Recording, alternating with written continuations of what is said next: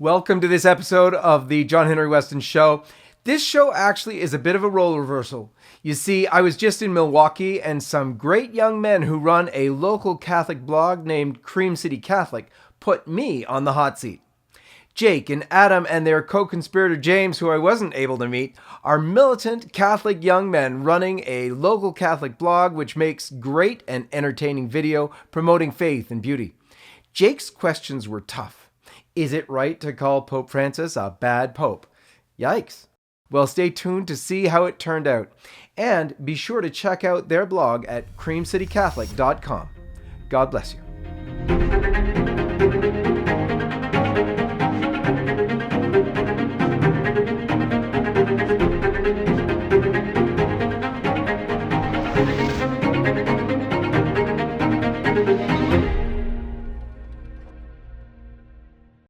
Hello everyone, my name is Jake Ross. I'm one of the founders of Cream City Catholic, and today I'm sitting down with the co-founder of LifeSite News, John Henry Westen. Thank you very much for joining us today. Good to be here, Jake. Thank you. I only have 4 questions for you, so I'll make this brief. The first question I have for you is, was the Pope worshiping a pagan idol in the Vatican gardens? If so, this has gone beyond heresy to apostasy. Can you be Pope after publicly spitting on Christ? Well, the thing is, with regard to a pagan idol in the Vatican, no one's answering the question, which is very strange. They have this idol. It's a wooden carved, nude, pregnant image. There was 2 of them, actually, when they were doing the prostration before it in the Vatican gardens. The Pope wasn't one of the ones actually kneeling down. If you watch the video, they were kneeling down around a circle and then actually went foreheads to the ground. So it was some kind of adoration or worship of whatever they're not saying. At first, the bishop on the dais at the first of the press conferences for the synod said, well, it might represent the Virgin Mary or maybe, Mother Earth or something, we don't know. That's very dangerous because Mother Earth is Pachamama, also known as Gaia, a false god to whom actually in much earlier times they used to do human sacrifice. Then it became much more friendly, but it is a pagan god. So are they worshiping it? Well, they're not saying. What are they doing? I don't think someone lost their contact lenses and they were all looking for it. Sorry. So they were doing something of a religious nature, whether they want to admit that or not. So the fact that this thing has been trotted into the St. Peter's Basilica, put on the floor, the Pope was saying prayers with the cardinals in front of it. There's something strange going on. Whether or not he thinks he's worshiping an idol, I don't know. The fact that they're not answering the questions makes it all the more concerning. And so it's very difficult. The bishops already, Cardinal Burke and Cardinal Brandmüller, have already called the Instrumentum Laboris apostasy. The problem with that, of course, is that it had to be approved by the Pope before it was released. Okay. Obviously, the bishop at the synod said, I don't think we need to create any connections with the Virgin Mary. Mm-hmm. Serious problem. Yeah, I know. That's one of the next press conferences that they talked about it. The bishop there says, no, it's not the Virgin Mary. So then that leaves us with what? And they're trying to dismiss it as just, it's a nothing. Don't worry about it. Look the other way. Don't see evil under rocks when there's nothing there. And Come on, there's something going on. They won't answer the question. It's concerning. Thank you. How do you feel about this statement? Vatican II was obviously a huge failure. This is manifestly shown through its fruits. Now this nuclear destruction of our church was probably not a mistake. It was a plot by agents of the devil to destroy the church.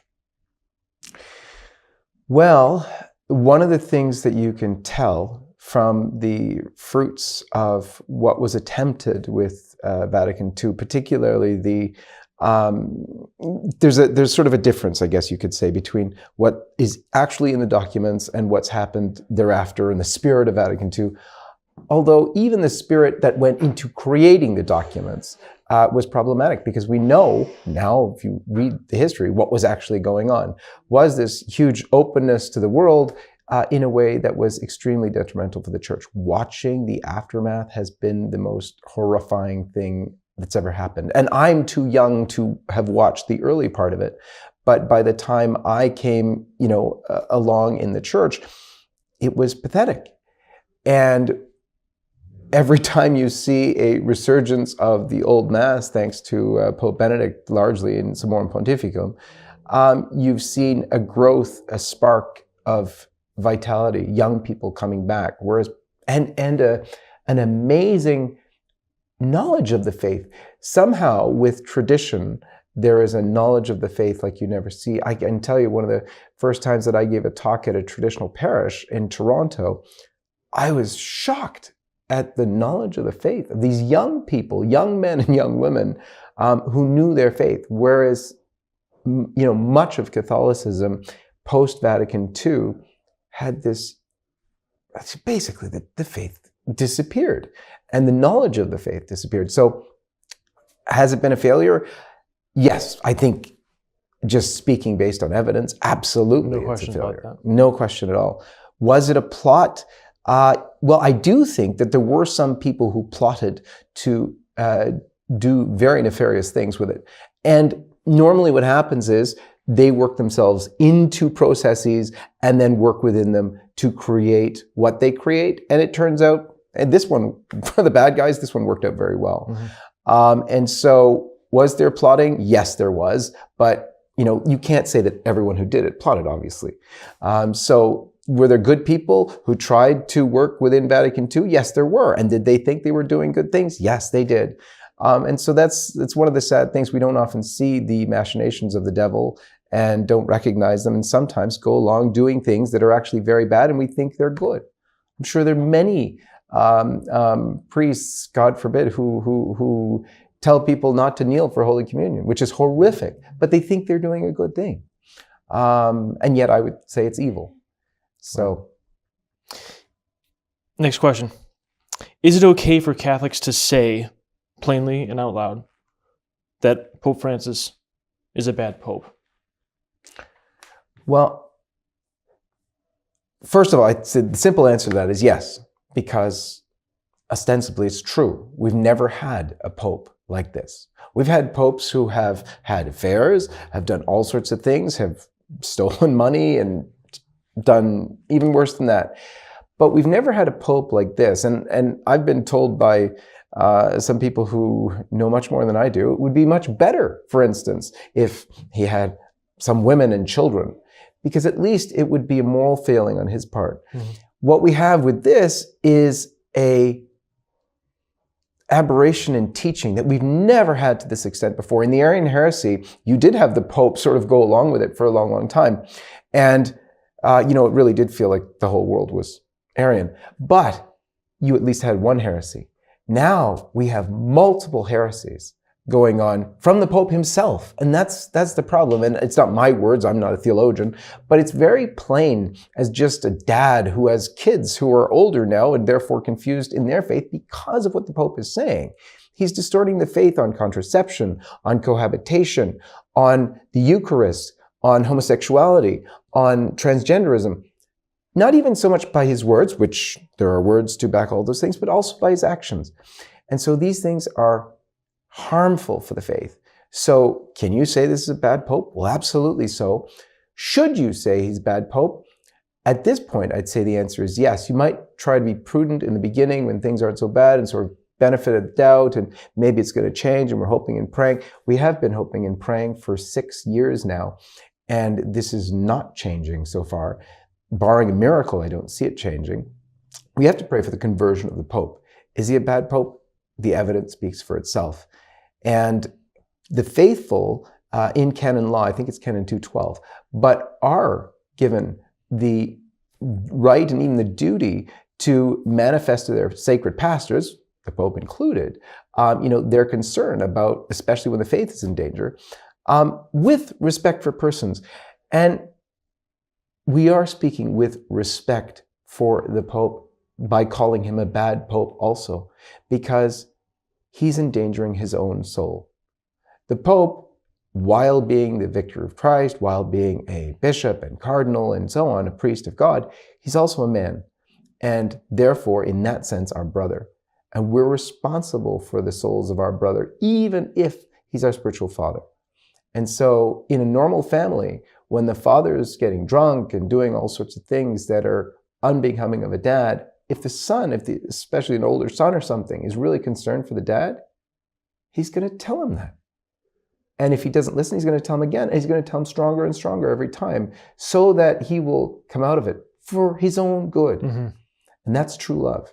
It's tough love, but it's true love. It's easy to get discouraged with all of this stuff. Given the troubling reports coming out of Rome, have you seen any silver lining in the midst of all the confusion and heterodoxy? Oh, yes. I think the most amazing part of this whole story is that I have seen a resurgence of faith in this time like never before.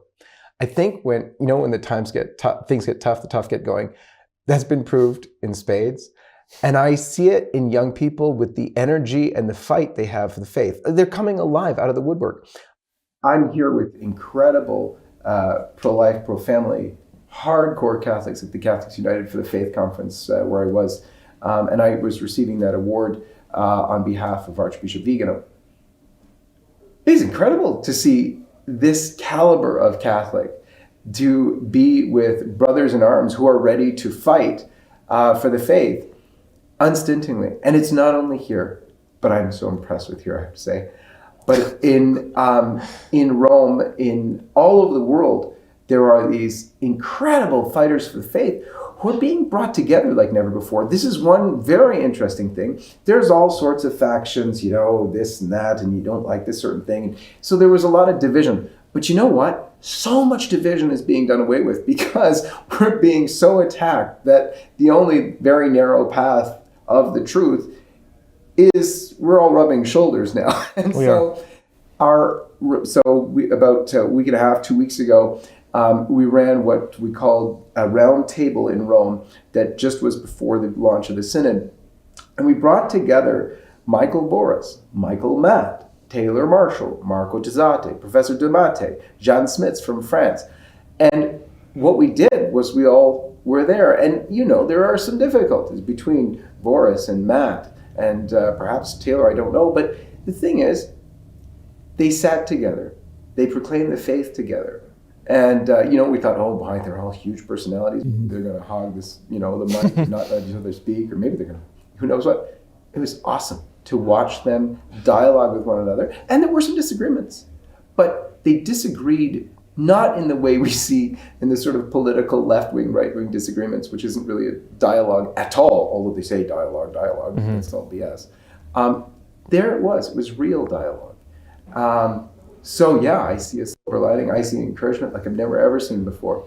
We know in the end, the Immaculate Heart of Mary will triumph. That's for sure. So if you know the ending, you can watch all the things that are happening that are bad, going, oh yeah, that's really bad. And we might suffer some. We can offer it up. And yeah, it's bad, but you know what? That makes the victory in the end all the sweeter. Because out of the crucifixion, the most horrible thing ever came the salvation of mankind.